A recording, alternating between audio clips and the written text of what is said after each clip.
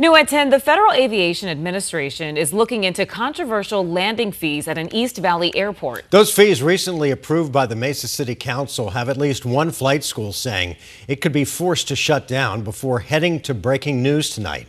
12 News journalist Chase Golightly heard from the FAA about its concerns.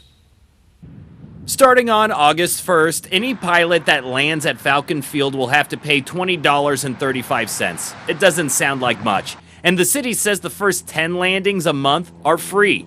But for flight schools, some say it's going to put them out of business. I'll probably have to shut down. Stephen Devine is the CEO of Aero Angel, a flight school at Falcon Field, saying just one lesson consists of about a dozen landings. So with this new fee, increased cost in the thousands per lesson per student. So it's just unmanageable for them and it's unmanageable for me. So I've actually looked at brokerage firms at selling my aircraft and potentially having to sell my business. When the city made its decision in March, it said the fees were to help keep Falcon Field sustainable, not wanting to tax all of its residents to keep it going. But now the city is facing a legal battle over it. A federal lawsuit has been filed by two flight schools here against the city of Mesa to stop these landing fees.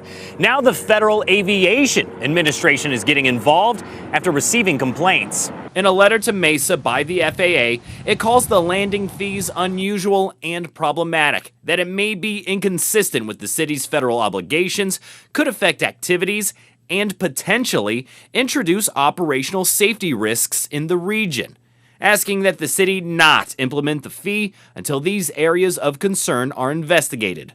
Otherwise, it could lead to the FAA not funding future projects at Falcon Field. I hope the FAA really gives them the hammer. Devine hoping all of this stops those additional costs from happening, not only for the sake of flight schools like his, but also for the historic airport. And it means a huge loss for the aviation community at Falcon, and it means kind of the beginning of the death of the airport.